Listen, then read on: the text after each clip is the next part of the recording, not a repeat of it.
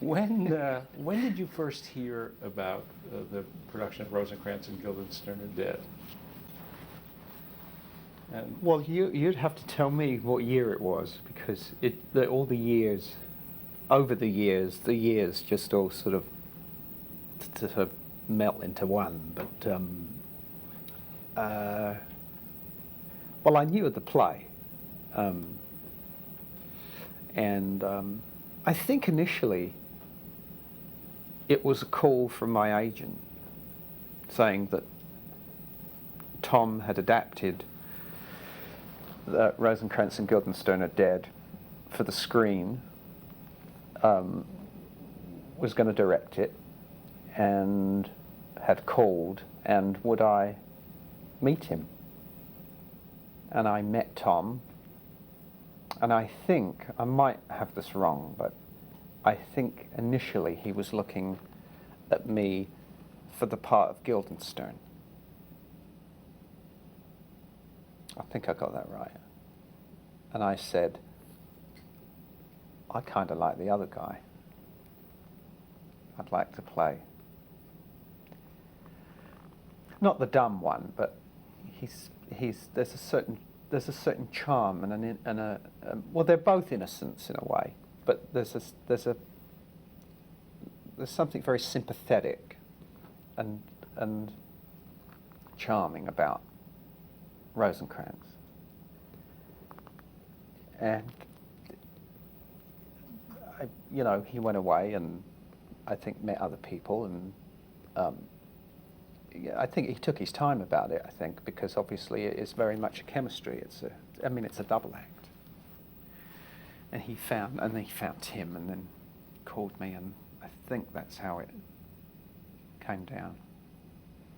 what did you like about Rosencrantz? Well, as I say,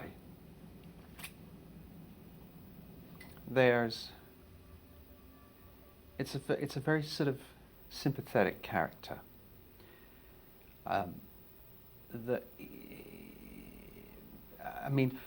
Tom had given him this thing where he's a bit kind of like a savant or something. I mean, he's sort of, to say he's dumb or he's stupid, he's not stupid. There's the leader and the led. It's Abbot, Costello, Laurel, Hardy. There's the one who, Guildenstern, I guess, is more incisive and fancies himself a little as a sort of intellectual. And Rosencrantz is just a little slower. But he has this other thing that's genius. And he's inventing things. He invents the hamburger and he invents the biplane and of course Guildenstern he has no time for this. And he has the speech about the birth and death. That great speech, and that one, I just wanted to say those words. Were you intimidated by Stoppard at all?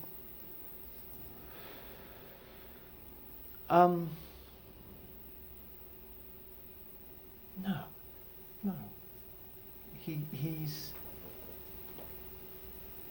Tom's very sweet. He's a very sweet man. He's a genius. I've probably met a few. I'm lucky enough to have worked with a few. But he is,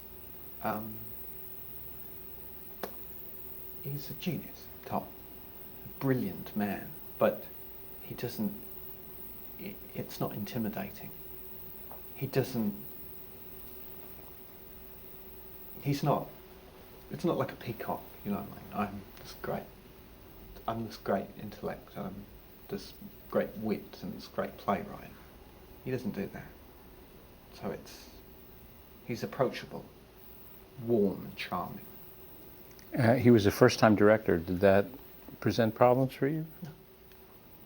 No. To your mind, what is Rosencrantz and Guildenstern Are Dead about? For me, It's about Hamlet. It's the story of Hamlet. I think it's simple as that. Only he's taken the two attendant lords, and he's taken Rosencrantz and Guildenstern, and they are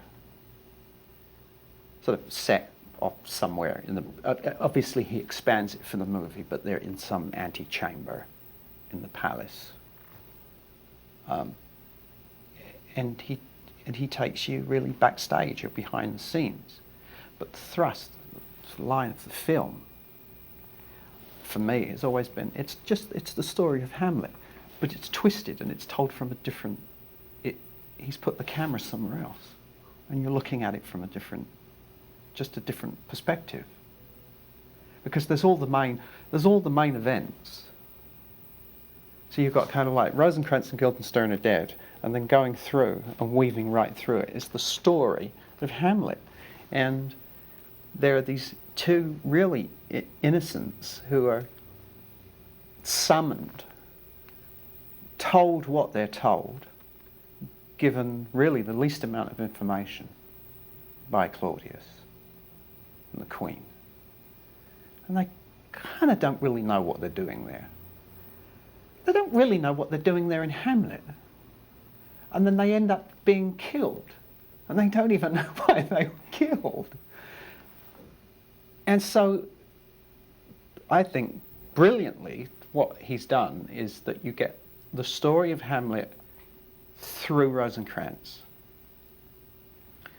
And once in a while the sort of locomotive stops at the station and they get on, and then you get a piece of Hamlet. Then they get off the train and they twiddle their thumbs and spin coins and play word games to pass the time until the train comes through again, and then they get on, and then you get another bit of the story. And then they end up in England, and Rosencrantz says, well, we didn't do anything, did we? And if you look at Hamlet, he didn't really do anything. So, I mean, obviously it's Tom having fun, a lot of fun with all of that. But I mean, maybe, I don't know, maybe I'm off the mark, but I've always seen it as it's about Hamlet. Why does everyone mix them up? Who are these guys that they're mixed up constantly? But Tweedledee and Tweedledum, isn't it? That's, you know, and I think he's. I think it's Gertrude in the play where she. I think in the play of Hamlet there's one point where she mixes them up. And the sort of interchangeable attending lords, you know. I mean, that's the great thing about it is that I've always seen. I was once asked to play Horatio, and I didn't want to play Horatio, and I ended up not doing it. And I simply said to the director, I don't want to play a vase and be on stage with the flowers. You know, Hamlet's the flowers, and everyone else is really it's the vase that they go in, and I think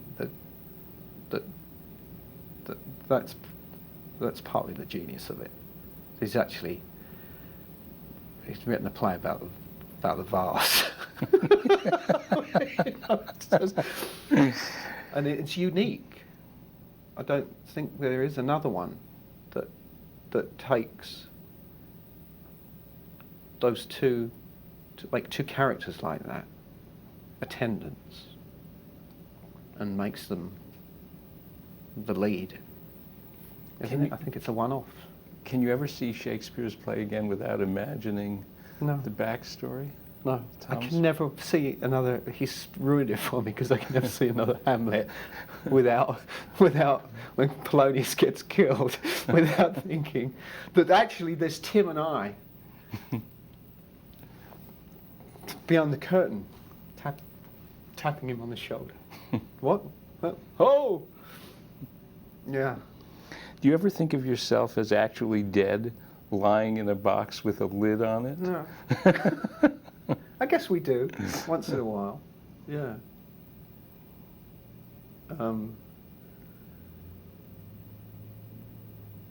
You know, again, it's... I mean, we all stop at points and think, is this it? What's it all about? What's next? Does it just stop? Is there heaven? Is there hell? Afterlife? Reincarnation? I mean, we ask them, you know, we and of course he does it so superbly. It's a spectacular speech about straddling or striding from the moment that we're born, we straddle the grave.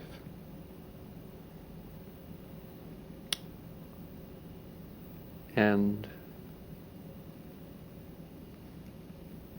see, that's where Rosencrantz, oddly enough, he is the slower one, but then he has these moments of sort of deep philosophical understanding, you know, and there's, you know, next to this sort of motor, which is Guildenstern, who doesn't. He's less reflective in that way. You'd worked with Tim before, yes? Yeah. I did Meantime with Tim, the Mike Lee movie. Yeah. I mean, you know, we both adored.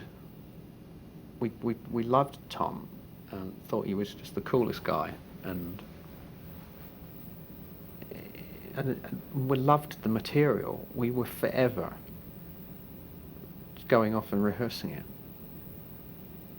to amuse ourselves, just to speak it, and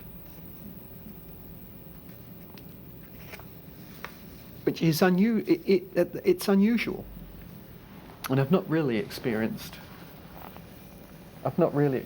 anything quite like that since, where you might sometimes be a little hesitant about knocking on an actor's trailer door and saying, you know, do you mind going over the scene, or do you want to run the scene, or Tim and I couldn't wait. Every spare moment that we had, we were running the scenes, because we just found it so funny. Tim said you would rehearse in the bar at night? Yeah. And also rehearse scenes that you'd already shot because you liked them so much. Yeah.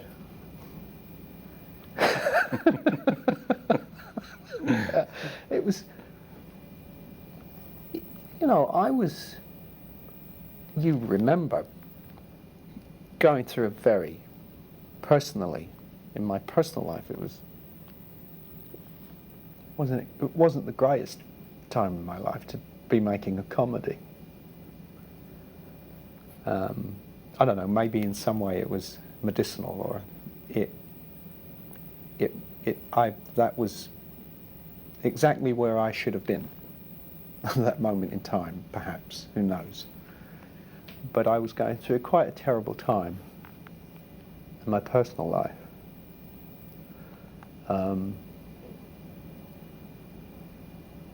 So I remember it very fondly, and I remember having a lot of fun and a lot of laughs.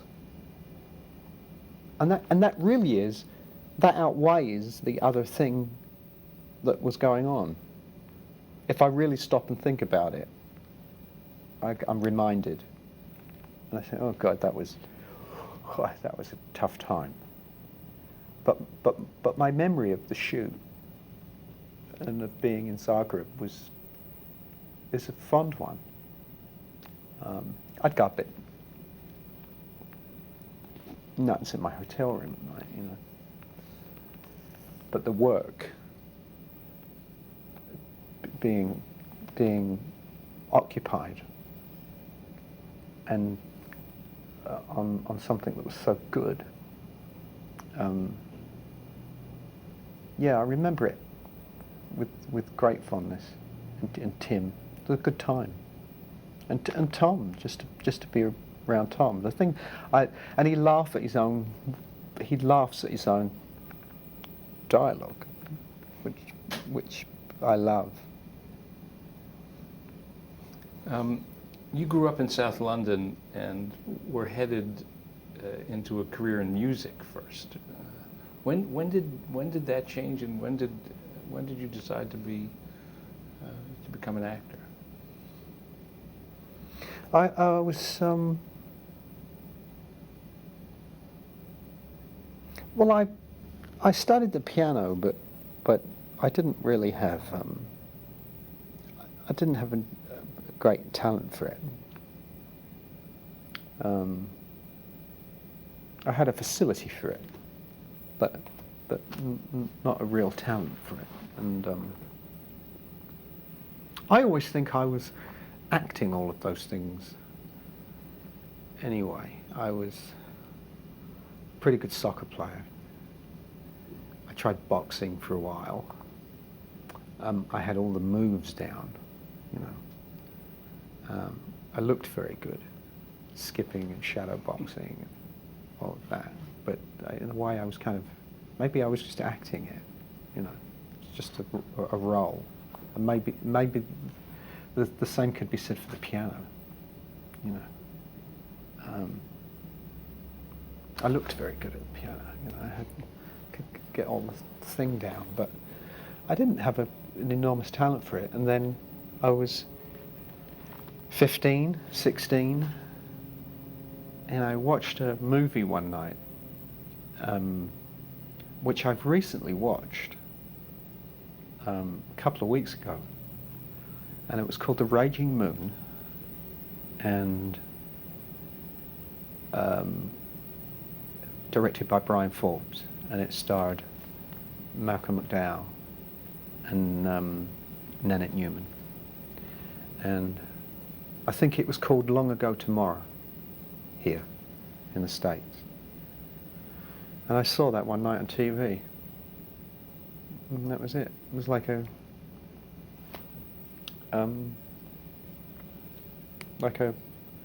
moment of clarity. I went, that's what I want to do. I want to do that. And how did you go about doing it? Well, I knew I had to go to, well, I had this idea that I had to go to drama school. So I just found out what they were and wrote to them and auditioned. Just, I don't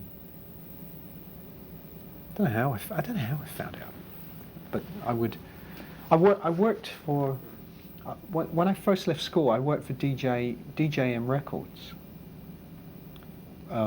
Dick James Music Company, and I worked as a sort of runner and a T-boy, and then I later got promoted to the art department, and it was a label that Elton John used to be with before he formed Rocket Records, and it was also Northern Songs, which of course had the connection with the Beatles. I own I think the catalogue of the Beatles music. And I just saw the address at the bottom of an album cover, and I wrote off. I would do stuff like that. I woke up one day and decided that I wanted to play the piano, and found a teacher and saved up my pocket money and bought a second-hand piano. And you know, it wasn't like there was a piano at home, or I would do these things as a kid. And I decided one day I wanted to be an actor, and that was it. That's what I want to do. I'm going to do that now. And what was your first break? My first, well, my break as an actor in the theatre would have been a play I did at the Royal Court. Serious Money? No, it wasn't. It was actually a play called, it was a new play called Rat in the Skull by Ron Hutchinson. Oh, yes. And I was in that, and that subsequently led to, I spent almost 2 years at the court.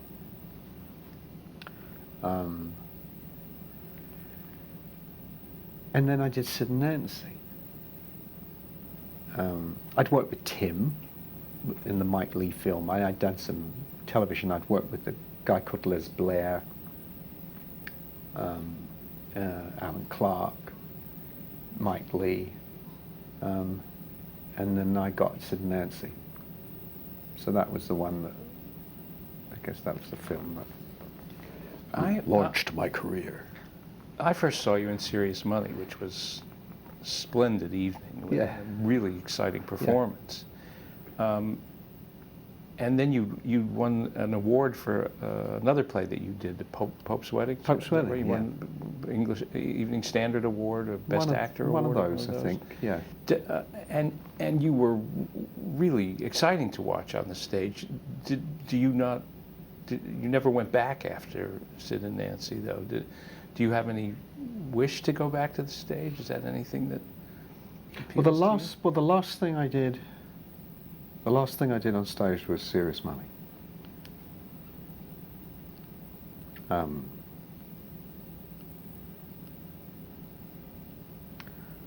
I played a few gigs, been on stage, in a band, friend's band, because down the line I wanted to, I decided I wanted to teach myself how to play the bass. That was another idea of mine. So I did. I played the bass and ended up playing in the band with this guy. So it isn't the last time I've actually physically stood on a stage in front of an audience, but it was the last time I acted. Yeah, I got paid for it, you know, like for proper acting, you know. Yeah, I get misty-eyed and romantic about it. I mean, it's, to me, the theatre is like being. I test positive for the theatre. I have the disease, you know. What would it take to lure you back? I don't know. I flirted. I do flirt with it. There isn't, you know, at least once a year, it comes up. I've always thought I had a good Hamlet in me. I always thought I had I thought I've got a real good Hamlet. But I'm too old now. Really, I've missed the boat, I think, for that one. I'm getting to the part where I could play Claudius. That's frightening. But yeah, I flirt with Macbeth and Lear. Oh yeah, there's some good there's still some good roles, but last year, or what was it last year that I'd like to have a crack at Shannon in The Night of the Iguana. Oh yeah. That was last year. I was thinking about that with Doug, you know. Oh, yeah. Because you've got a manager who's the Broadway producer, you know what I mean, who loves the theatre. That's our connection, because Yes. we like the theatre as much as we do. So it's odd. Yeah, I think about it and I love it, but I've not done it since Serious Money, and that's a long time now. That is a long time. We before we started this, we spoke briefly about Nil by Mouth, which was your directorial debut, and not only as a director but as a screenwriter as well. And it was brilliant. The work was brilliant, and in fact, the work that you exacted from your actors was so good that people didn't actually believe that they were actors, that they were real people. That kind of a debut would normally bring with it huge offers to direct. Will you direct again? Did you get offers? No. Surprising.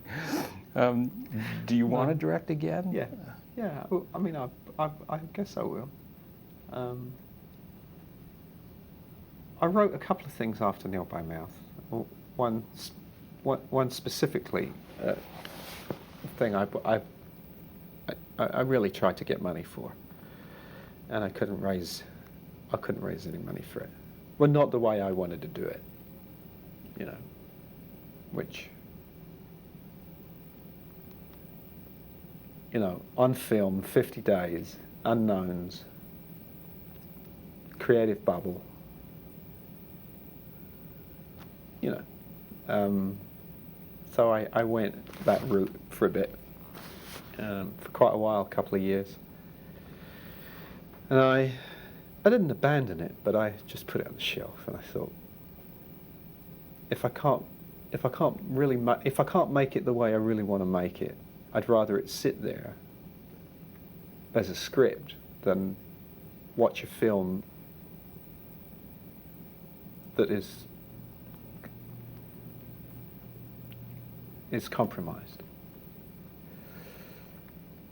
So in a way that I'm not really living in the real world, because after Nil by Mouth, there was a big seismic shift in the industry. Things did change, and I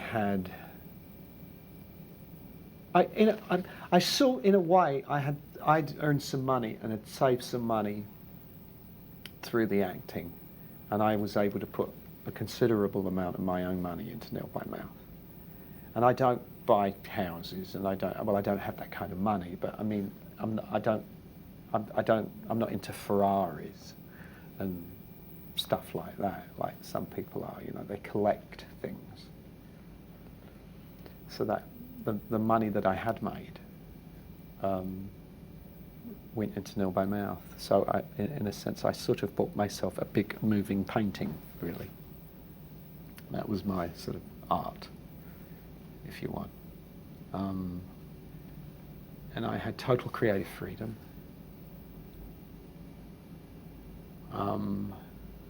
I cast it how I wanted to cast it. I mean, Ray Winston has since become quite a noise, you know. He was always good, Ray. I mean, a lot of the people that I used, you know. Ray always thanks me, and I say, listen, you don't have to thank me. I just appreciated what was already there.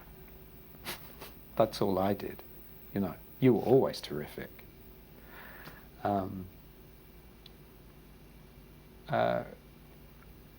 But at the time, no one wanted Ray. Yeah. So I want to, and I've tried to do it since. But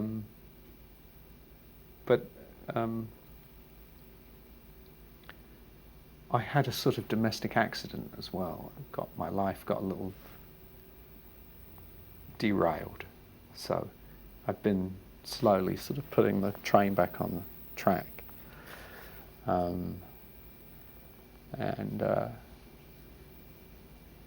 I recently did a music video, and that's really the first thing that I've done. Is it fun for you to direct? Do you enjoy it? It's busy. I like busy work. You know, you're engaged the whole time, and it's. I mean, as an actor, I've walked on a set, and I've looked at, and I thought, well, would that character have that painting on the wall, or that picture, or would that character have that lamp? Sort of looking on a set and walking around a set and looking at stuff. When you direct, you get to make those decisions. You can say that picture's not right, or that isn't right, or the colour of the wall isn't right, or I enjoyed that. I mean, you have to be an expert on everything. You have to be an expert on hair and shoes and all of that. All those things that I used to worry about as an actor, or that kind of detail, I could, as a director, oversee. I could apply it. So I could say to the wardrobe, that I don't want these colours in the movie. I don't want to cut these. I had a set of, like, colours I didn't want in the film, on the set or in the costume. I had weather cover for sunny days because I wanted it grey. I was sort of making a black and white movie in colour because that's how I remember it. I was just in London. And it's, was it Mark Twain who said the worst winter he ever spent was the summer in San Francisco? I'd just been in London, and it was overcast and raining and cold. It was miserable. We're almost in August. And that's how I remember it as a kid. Grey sky, grey buildings, grey sidewalks, grey street, grey people.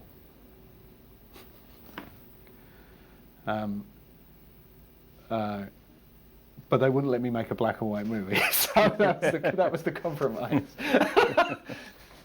So I said, okay, well, I'll do something with the colour, but yeah. To answer your question, yeah, I'll probably do it again. But it's amazing, it, for what it's worth. We went to Cannes. We got accepted at the Cannes Festival, and it won a couple of British Academy Awards, and didn't mean a thing. Got reviews that my mother couldn't have written. And so glowing. No, I was not flooded with offers to do it. Well, it's something that everyone who's watching this DVD should immediately go out and rent. Oh, well, maybe they will. Yeah. And watch. Yeah. What effect did that movie have on you? Did it, or does it inform, or how does it inform your other work? The experience of directing a movie, and that movie.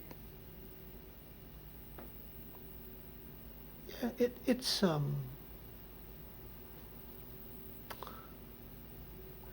Well, I think I've always tried to be director friendly. I had a sense of how tough it must be to make a movie. But it does give you you reevaluate what it really takes to make a movie. And you appreciate everyone's involvement. Um,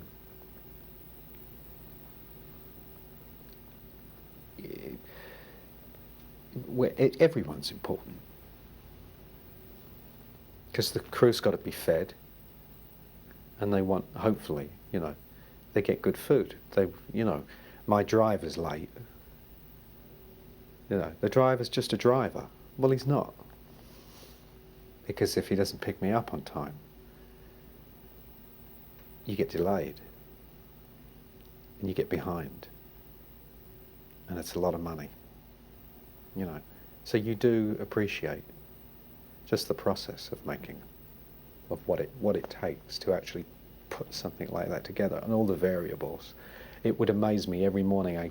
It still does when I go on location, and all the trucks are there, and all the vans are there, and the breakfast is being served, and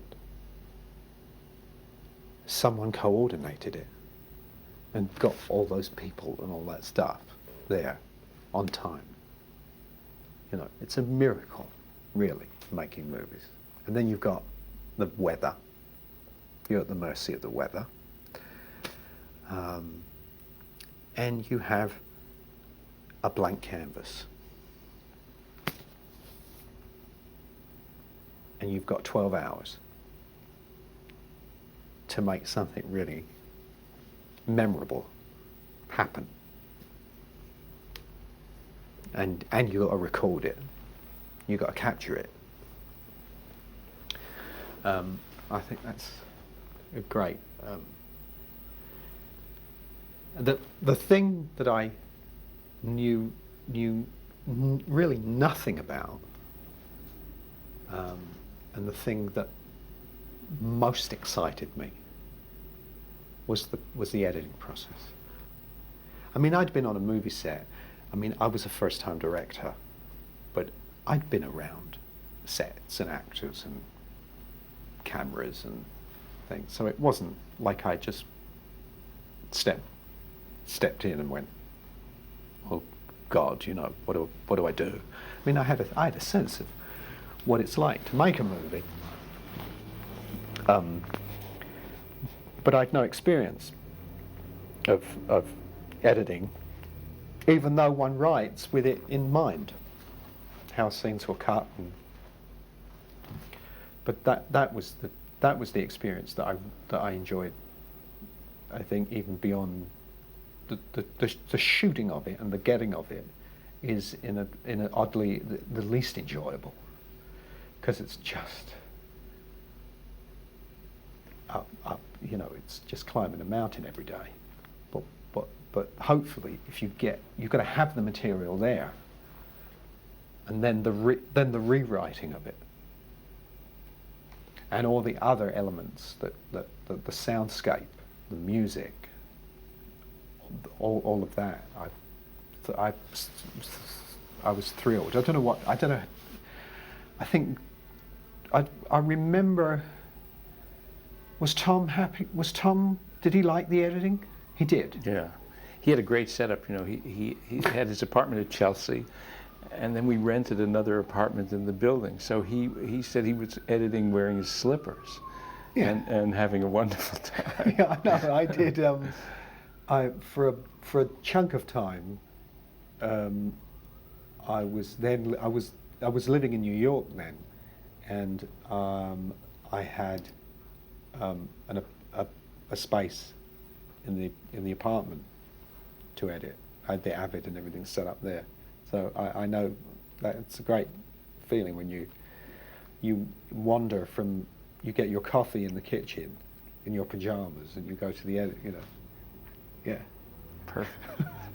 That's one of the other things I enjoyed about directing, is that you get to stay in your own clothes. You don't have to wear all that makeup and dress up.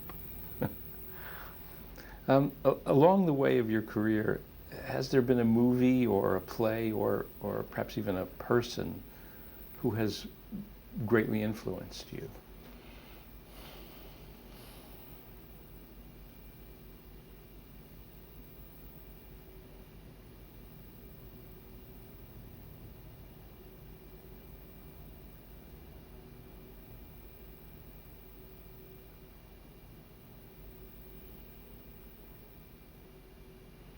Well, I've worked with some great people, and it's hard to single, or unfair to single any one person out.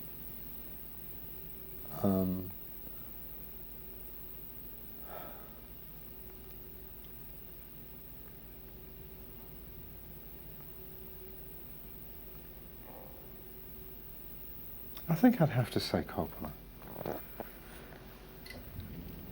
Yeah. Why?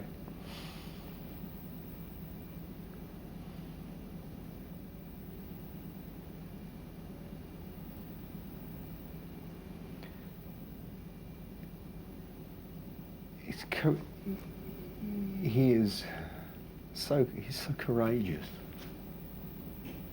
that it's inspiring.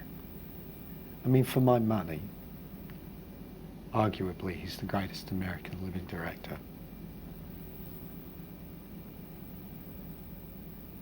And if you hold him up to anyone in history, he's up there, you know. But for my money, I just think he's the real deal. Yeah. I would put him up there.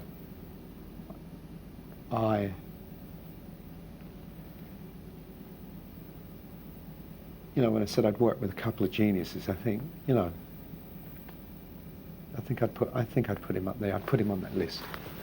I think he's just an extraordinarily talented man.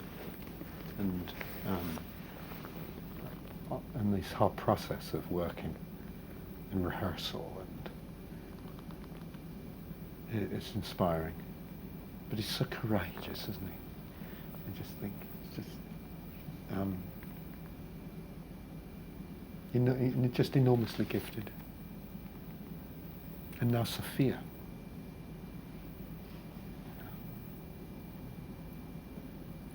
It's the family.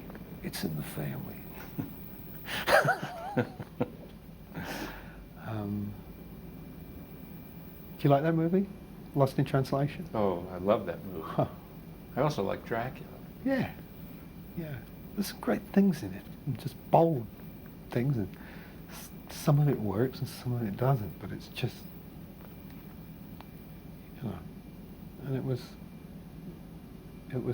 an interesting time. So I'd have to say Coppola.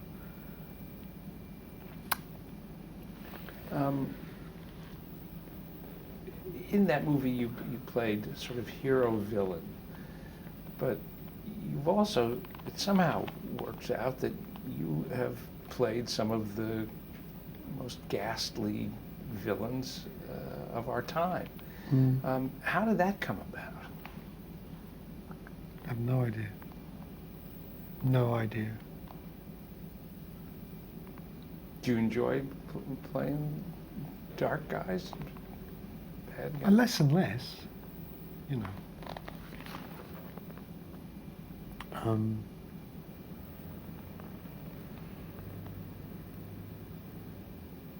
It depends. I played two nasty guys for the Scott brothers, and I played Drexel for Tony, and I played Mason Verger for Ridley. And both times, I had they're great characters. It's a great character. And Ridley and Tony are good company, you know. So I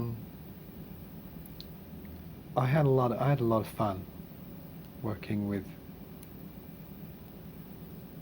They're very inspiring. I mean, you asked me that question, not like, you know, I singled out Francis, but they're very inspiring, those two. I adored working for both Tony and Ridley. Another talented family. Yeah, I don't know how the villain thing came about, and then I did I did a comedy, and I thought this could be the one that could turn this around a little. It's a big ship to steer, to turn around. You know, your career's going one way. You got to turn it around, and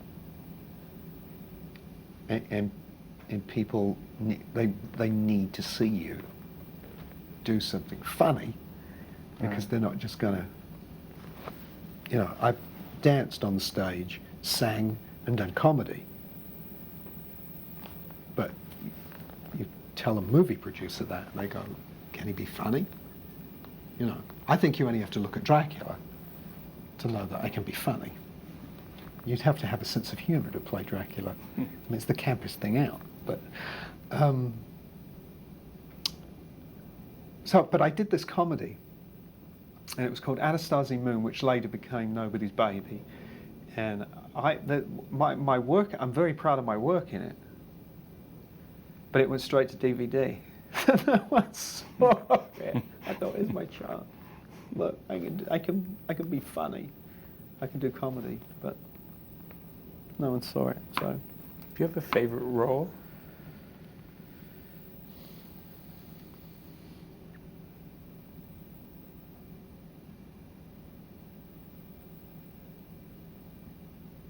No, not really. I mean, once they're done,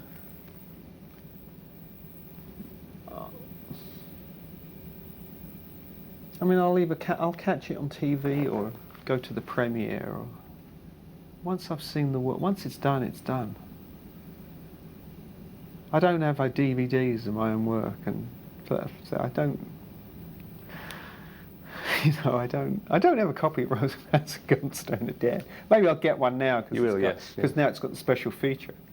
I don't want to hear what Tim and Tom said, and Richard. But you know, I don't collect things, and I don't have pictures. I don't have pictures on the wall and posters and things. If you went to my house, you wouldn't. There aren't clues. You wouldn't go to that house and go, "There's an actor that lives here."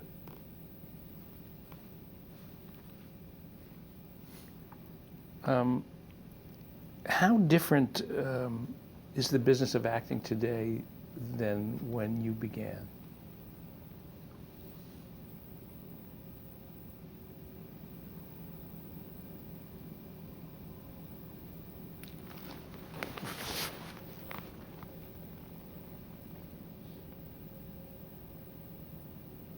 Well, there's less time to do it.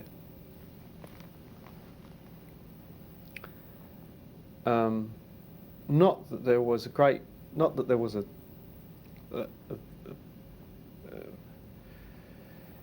luxurious amount of time to do it when I first started, but I caught the end of that, where you had 40, 50, 60 days to shoot a movie. I mean, I know that people like Lumet could shoot in 28 days. And, I mean, I believe he shot Dog Day Afternoon in like 20. I heard somewhere that he shot it in like 25 days. But I mean, it is all set in a bank. It is really primarily one location, and he rehearsed the hell out of it. I mean, yeah, there's no real respect or understanding for the process. And it's, we're going to shoot a movie in 18 days, we're going to shoot a movie in 20 days, and, you know, 1-2 takes and move on. What's the point? What's the point?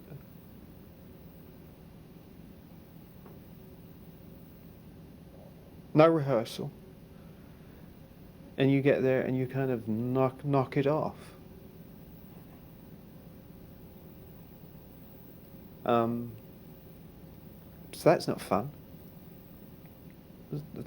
I mean, it's maybe better than digging a hole. You know. Do you have any advice to give to young actors starting out today?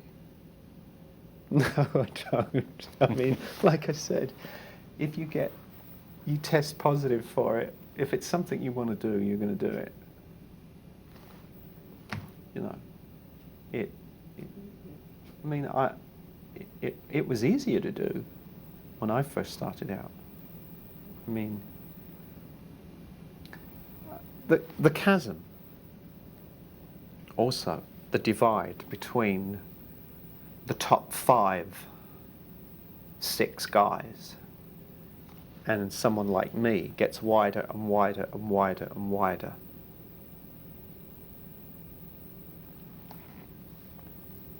It's about, I guess it's always been about, but it's about being famous, and it's about perception, and it's about marquee. I mean, I'll give you an example. The script that I wanted to direct, I wanted to go a certain way with it. And ultimately, it's why, I mean, I don't live in the real world. I know that it's why I didn't get the money for it. Someone said to me, look, if you want to cast Russell Crowe, I'll give you the money for it. It didn't matter to them that the character was a 56-year-old Italian-American from New York. I get Russell Crowe, I can have the money. And I said, with respect, you know, I think Russell Crowe's a very good actor, but I see a certain guy or a certain type for this part. And Russell Crowe isn't it. That was 3 years ago. Today, if I came to you or went to someone and said, I'm making my movie, I got Russell Crowe, they would say to me, and who's playing the girl? Now it's who's playing the girl. You can't get Russell Crowe and a bunch of unknowns. Now you've got to get Russell Crowe, Cameron Diaz, and then, or Nicole Kidman, or, you know. So it's all it's become about, it's so about being famous and networking. And there are things that maybe I'd like to do, or I'd like to play. And I just can't even get in the door. It's reality. That's what it is. I don't go to premieres, really. I don't go to parties. I don't go to the Golden Globes. I don't network. I don't do all of those things. I'm not interested. So you've got to do all of that as well. You've got to work at being famous. Being good isn't good enough. Being talented isn't good enough. Do you still have ambition? Do you have a goal still? No, not in the same way. But I never did. You know, I mean, I never really had. I mean, I've never coveted. You know, once in a while I've had a moment in the spotlight. A couple of times. I mean, Dracula was certainly one, and Sid Nancy, and then again with The Contender. And I did a couple of shows with Dennis Miller and Charlie Rose and Leno and you know, but and for the first time ever in my career, I had a publicist, and it lasted a week. I said, it's not me. I can't do this. I can't do this. It's not who I am. So I've never, you know, you don't just do good work and you get nominated. You know, but it's become more, so I've seen it become, the industry has changed quite a bit since I started, and the actual physical, the process of doing it, is shorter. You just get less time to do it. Are you a happy man? Yeah, I'm okay. I'm okay with it all, you know. And I got 2 sons. I got 3, but I've got these 2 little ones here, and I'm a single dad, and I have sole custody of them. So at 43, I woke up one day and that was, you know, I'm a single dad and living in California and you know, broke in a rental, divorced, and so I mean I took 2 years out for, you know, to be, you know, really to just be with the boys. So that's my project. That became my sort of my project. So that's my main focus, really now, the kids. I have no, you know, it's a full-time gig, so I don't have much choice over that, and I'm not very good at delegating, and I do actually tend to do I tend to do a bit too much, and I could make my life a little easier. I do realise that. I'm learning that to do that, you know. But I get up and take them to school and pick them up. I have to do that. You know, I do the homework with them and you know. So I have even less time, you see, now. I go out even less than I did, which was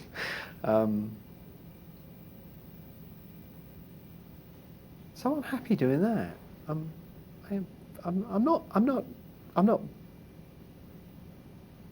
not angry or bitter about it.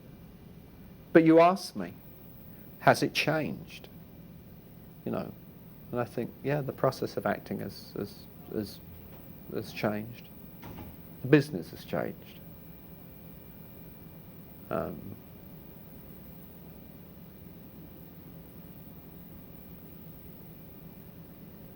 But you're still doing it. See, you test positive, don't you? Yeah, I do. You can't help it. I do.